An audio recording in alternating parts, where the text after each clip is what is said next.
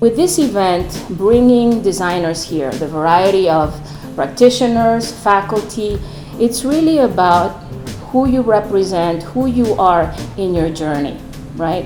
So it's really about this leadership journey that each of you have had, coming here to share those insights. And that's really, when I see Luis, what he's trying to do is bring this amazing group, this amazing community to share their experiences, to really kind of leverage the network that we have, but also bring that back to the school, like always trying to advance.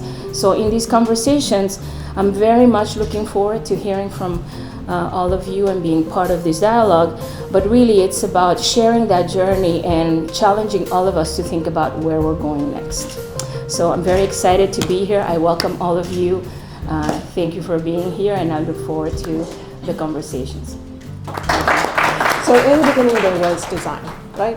It's this messy thing that brought us into being, no matter what your religious affiliation, no matter what your scientific affiliation, design brought us here, not just today, but in general. And it's messy, it's recursive, and it is exactly what we're here to talk about today. You have to be in the studio in order to design. Studio is a space, and it's a space for conversations. Industrial designers need to think about what it is that really makes us special as a discipline, and it's this understanding and command of the laws of physics, and also importantly, what becomes of it after its life is over. How can we disassemble it? How can we recycle it? And those sorts of things. From the student thinking aspect, if they think about, you can provide something that's a sustainable material that will also provide the benefit to the company in the long run from a marketing standpoint. It's really incumbent, I think, that the students, being in this generation, that they're able to provide a driving force to the company that they're at. As an architect, we were thinking about how to design architecture, and it was all about siting, views, adjacency, like all of that stuff. And we made this beautiful, beautiful structure. And then people go in there, and they go inside, and it was like, So I think what I observed over time is that what makes a human connection in the house is not just the exteriority, which is basically a shell, but what it gives it a purpose is a tactile quality of what people touch and feel. When I was a student, I remember I would not want to, it almost felt like extra work, sometimes experimenting. You don't know what result you're going to get. That can be scary. So I think, continuing to foster a vibe, a mindset, fail fast and forward type of thinking is really, really useful. That whole notion of designing for obsolescence, stop now, because industry speaks to you. If you're going to solve the problems for the 21st century, you have to actually speak to the 0.00001% who's commissioning everything. You're their thought partners. But here's the thing. You need design at the table. And why? Designers ask, why? Why are we doing this? Why is that important? And then we ask what? What is it? Right? These are questions. And with all due respect to engineers, I love you, but you're like, how thin, how fast, how quick? If our world is, just saying, and if our world is engineered, it's not going to be beautiful.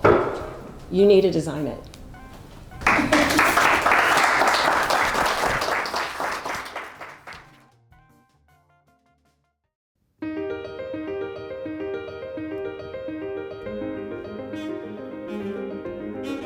When we talk about being designers and making objects and products, we kind of miss the picture that we still do work within the commodity industry, that people are making stuff. Fashion is the same thing. I think there's a larger forces that, we end up playing in that game, and, and it's just a game. We have to admit. Yeah. Think about designers when we go to the museum. That cup, plate, that object, thousands of years old. Somebody loved it. Yeah. Somebody took the time through wars, to preserve it, and it's here, right? So I keep thinking this as an industrial designer. Do I want my stuff to go in the garbage? people, planet, profit is the way the triad, starts to make a lot more sense, and that's how reciprocity is going to be integrated into our curriculum as both a practitioner and a design educator. I think that's the future, right? Is that's part of this core skill set is within them. Letting our students know that there is a third party member in that producer-consumer realm, and that's the tough part. That's where we're going to have to be as designers thinking of the solutions for that. I think that most of the problems in our world come down to execution. We can all imagine a better world in our heads. We can all see how things can be better. So imagine we had a buddy, an assistant, that can help us with the execution part of making the world better. And if we keep that in mind as we are, as AI keeps evolving,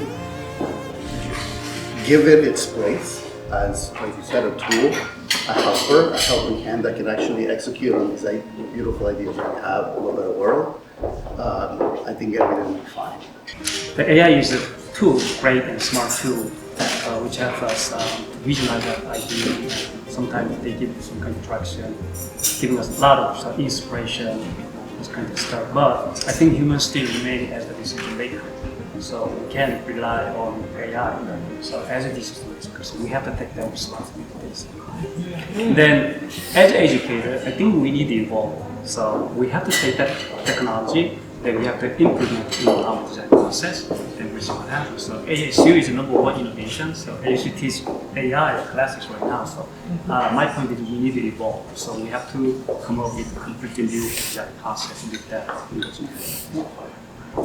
Student at a time, and it's one of those that designers know how to do the process. You listen and you watch and you observe. That's the whole point of observational method, right? So, and we would take notes. A lot of times I'd bring another designer and they would, that was an interesting thing. The designers on my team, I had to really teach them to be able to listen. And it takes that golden 2 minutes of just silence, and then the user will say something or do something, and there's that nugget. Right. And you see it, and you're like, there it is. It's convincing our students to, there's going to be that nugget. Is it products or experience we want to design in our precious time? I think ultimately we want to design those experiences, but our sort of vehicle is often products. It's interesting too that product design, so as a student there was sort of a push to adopt product design from industrial design, and it never really happened. And then software designers took on that term. So now when I hire software designers, I'm hiring product designers. And that's the industry known term. I mean, I've put a big push because our industry was not big on repairability. So, it ends up breaking, you're just going to have more of a hassle, you're going to chuck it and you go get a new one. So having that repairability, things like that, trying to put those practices in place, and then from there, I really think it stinks, but it's baby steps. We are still in the resource kind of limited environment. So I think Bisi, when you showed 4 birds, resources are limited. This is why we have wars. That's why we are fighting for the same ounce of lithium batteries for our cars and phones.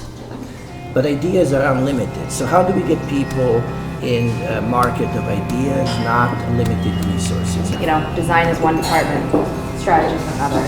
How do we get conversations between the two so that you have representation at the table where decisions are being made from different perspectives and different specialties?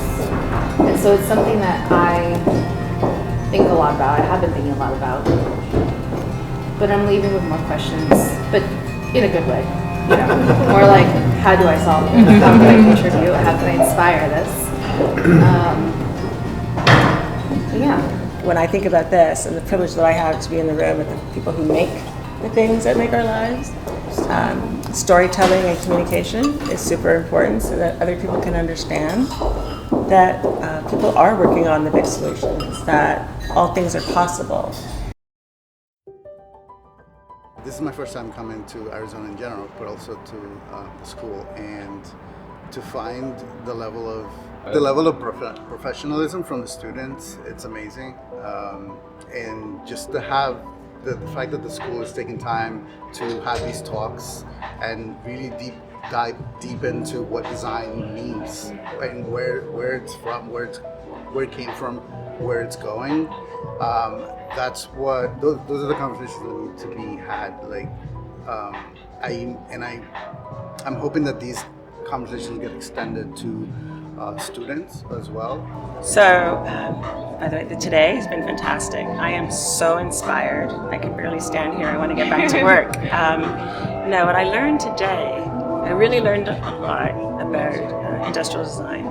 I knew that it touched everything that we do. However, to the degree with which the innovation and the creativity already built into the practices and methodologies of industrial design and the industry leaders that we met today,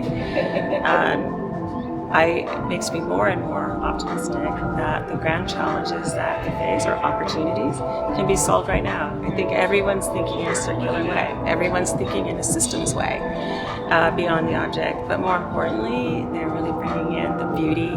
They're really bringing in the care and the empathy.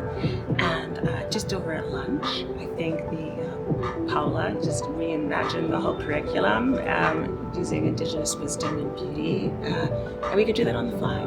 Not that she's going to do it, but it's possible because whatever you can imagine, as we know as designers, you can create and build. And I just took goosebumps today. Actually, everyone was just a rock star of wisdom and knowledge, and so I'm grateful to be here. And only at ASU, honestly, with this innovation and holistic thinking about systems and really bringing together a comprehensivist mindset and come together.